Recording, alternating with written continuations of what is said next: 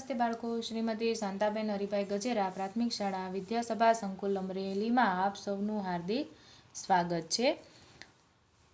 ધોરણ 7 વિષય છે હિન્દી વ્યાકરણ। તો હિન્દી વ્યાકરણમાં આપણે પાઠ 4 એમાં આવે છે લિંગ। વ્યાકરણમાં આવે છે લિંગ। तो लिंग એટલે શું? तो કે व्याख्या એની આપેલી છે અહીંયા બે। तो કે जिस पद से पुरुष जाति का बोध हो उसे पुल्लिंग कहते हैं। જેના દ્વારા પુરુષ જાતિનો આપણને બોધ મળે એટલે આપણને જાણકારી મળે એના માટેનો અહીંયા પુલ્લિંગ શબ્દ દ્વારા આપણે સમજવાનું છે। કેવી રીતે? તો અહીંયા ઉદાહરણ આપ્યા છે। તો કે लड़का, बैल, कुत्ता, चूहा और कबूतर। ऐसा ही है दूसरा लिंग, तो के स्त्रीलिंग। जिस पद से स्त्री जाति का बोध होता है उसे स्त्रीलिंग कहते हैं। जैसे कि लड़की, गाय, कुतिया, चूहिया और कबूतरी। ऐसे स्त्रीलिंग स्त्री जाति का हमें बोध होता है वैसे ही। तो यहाँ उदाहरण द्वारा हमने अ और ब भाग जो लिया है तो आपकी समझ के लिए मैंने यहाँ कोष्टक यहाँ दिया है। यह कोष्टक मैंने दिया है। पहला है लड़का खेलता है, यानी कि हमने पहला जो भाग लिया है वह पुल्लिंग है और यहाँ हमने लिया है स्त्रीलिंग। आप ऐसा समझो। तो हमने यहाँ उदाहरण द्वारा कई है पुल्लिंग और स्त्रीलिंग जो है उसके नीचे हमने यहाँ अंडरलाइन की है। तो पहला है लड़का खेलता है, तो लड़का है वह पुल्लिंग है और उसका जो पुल्लिंग है पुल्लिंग का स्त्रीलिंग हम कैसे करेंगे? तो कि लड़की खेलती है। बैल घास खाता है, तो बैल है वो पुल्लिंग है। तो उसके विरुद्ध में गाय घास खाती है, तो गाय है वो स्त्रीलिंग है। कुत्ता भौंकता है, कुतिया भौंकती है, तो कुत्ता है वह पुल्लिंग है और कुतिया है वह स्त्रीलिंग है। चूहा दौड़ता है, चूहिया दौड़ती है। कबूतर दाना चुगता है, कबूतरी दाना चुगती है। अ विभाग में रेखांकित शब्द लड़का, बैल, कुत्ता, चूहा और कबूतर अलग अलग प्राणियों के नाम है। ये प्राणी पुरुष जाति के हैं। जो मैंने आपको कोष्टक द्वारा पुल्लिंग और स्त्रीलिंग की समझ दी वैसे ही। तो ब विभाग में लड़की, गाय, कुतिया, चूहिया और कबूतरी ये भी प्राणियों के नाम है। ये प्राणी स्त्री जाति के है, यानी कि वह भी मैंने स्त्रीलिंग के द्वारा आपको समझ में दी। व्याकरण में जाति को लिंग कहते हैं। समझ में आया बच्चों कि व्याकरण में જ્યારે કોઈ જાતિની સમજ આપે ત્યારે એને લિંગ કહેવામાં આવે છે। इस तरह संसार के सभी प्राणियों को हम पुरुष जाति और स्त्री जाति में बांट सकते हैं। पुरुष जाति को पुल्लिंग कहते हैं और स्त्री जाति को स्त्रीलिंग कहते हैं। हिंदी में दो लिंग है, पुल्लिंग और स्त्रीलिंग। निर्जीव वस्तु को भी हम उनके आकार, वजन और गुण के अनुसार पुल्लिंग और स्त्रीलिंग में बांट सकते हैं। હવે કેવી રીતે? તો કે આકાર છે, વજન છે, ગુણ છે, આને આપણે કેવી રીતે સમજી શકીએ છીએ? તો એના પણ મેં તમને ઉદાહરણ આપ્યા છે। કેવી રીતે? તો કે પુલ્લિંગ અને સ્ત્રીલિંગ। હવે પુલ્લિંગમાં આવતા કેવા? તો કે આકાર, વજન, ગુણ કેવી રીતે?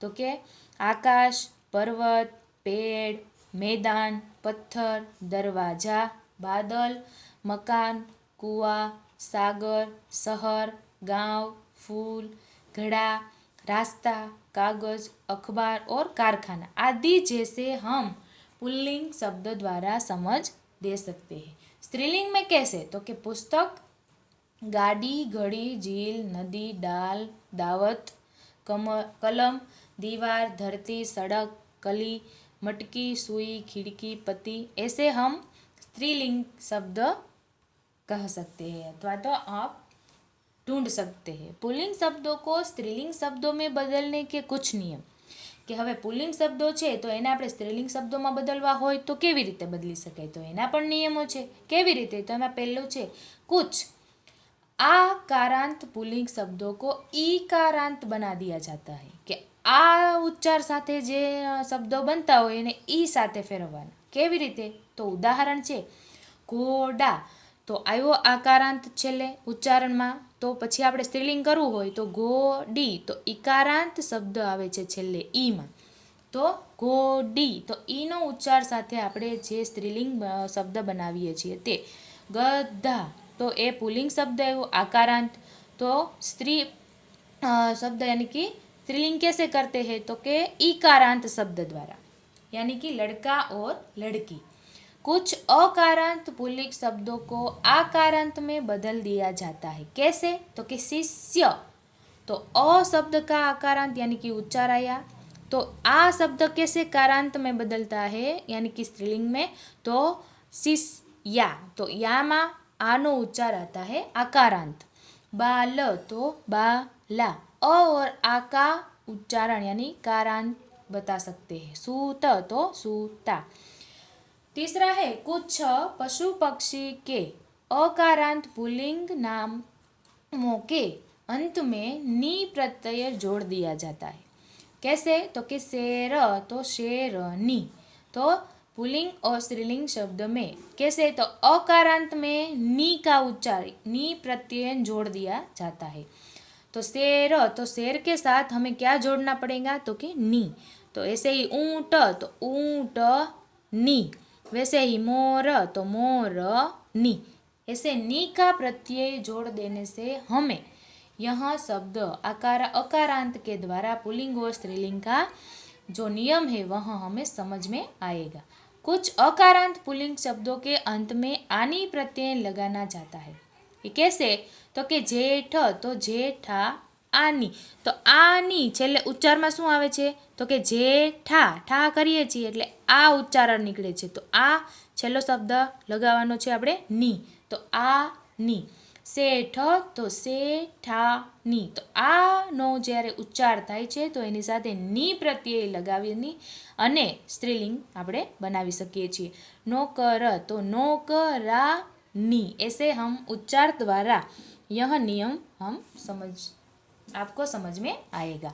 उसके बाद का है व्यवसाय सूचक पुल्लिंग शब्द के अंत में इन प्रत्यय लगाया जाता है। कैसे, तो जैसे कि माली, तो मालीन, तो ली उच्चार साथे ई नो उच्चार करी अने न अक्षर આપણે જોડવાનો છે, તો માલી ન। ધોબી, तो धोबी न। नाई, तो नाई न, ऐसे शब्द द्वारा हम यह नियम समझ सकते हैं। जैसे कि कुछ अकारांत पुल्लिंग शब्दों में ई का प्रत्यय जोड़ दिया जाता है। कैसे, तो हर शब्द के पीछे हमें ई उच्चार साथे का नो उपयोग करवानो छे। तो जेम के बालक, तो बाली, ई आव्यो उच्चार साथे अने का, बालिका। एवी ज रीते शिक्षक छे तो शिक्षक में पण शिक्षी, तो छेल्ले ई नो उच्चार आवे छे अने का आपणे प्रत्यय लगावવાનો छे, तो शिक्षिका। लेखक, तो लेखिका।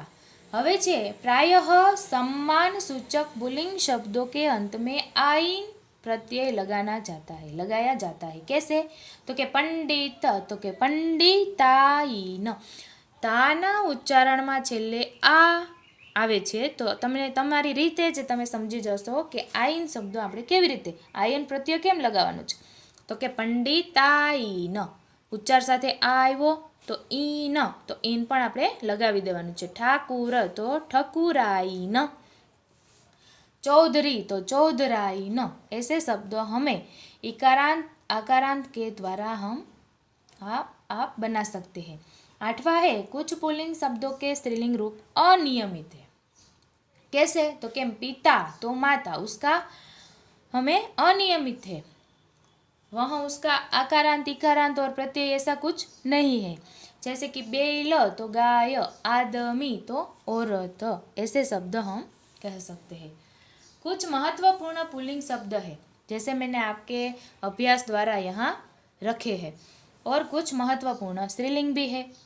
पुल्लिंग शब्द में क्या है, देश, अखबार, अस्पताल, पेट, पानी, दिन, मजाक, व्यक्ति, फर्श, मौसम, लालच, समय और स्टेशन, ऐसे शब्द मैंने यहाँ अलग अलग रूप के आपकी माहिती के लिए मैंने यहाँ रखे हैं।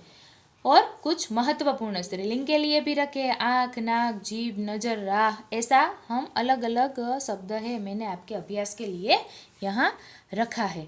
तो पुल्लिंग और स्त्रीलिंग शब्द तो आपको अच्छी तरह से अभी समझ में आ गया होगा कि पुल्लिंग क्या है और स्त्रीलिंग क्या है।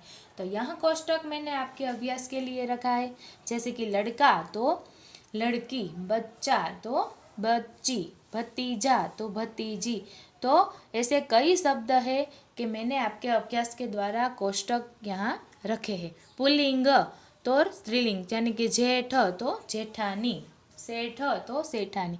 आपको यह सब अच्छी तरह से आपको समझ में आ जाएंगे। तो यहाँ मैंने कई अलग प्रकार के स्त्रीलिंग और पुल्लिंग शब्द का प्रयोग करके मैंने यहाँ शब्द रखा है। आपको इसका अभ्यास पूरी तरह से करना है, मन लगाकर, और अपनी नोटबुक में भी लिखना है कि जैसे कि स्त्रीलिंग और पुल्लिंग की जो जो माहिती है, जो जो व्याख्या है, जो जो प्रत्यय है, वह आपको अच्छी तरह से समझ में आए ऐसे, इसलिए मैंने यहाँ कई सारे शब्द है जिसका पुल्लिंग का स्त्रीलिंग करके मैंने यहाँ रखा है। तो व्यवस्थापन है तो व्यवस्थापिका, ई का આવ્યો છે જો ई और का प्रत्यय यहाँ लगावानो छे। पाठक तो पाठिका, तो का प्रत्यय यहाँ ले इन का लिया है या का लिया है। तो यह आपको अच्छी तरह से अभ्यास करना है और अपनी नोटबुक में लिखना है। तो अभी के लिए मैं आपका धन्यवाद करती हूँ।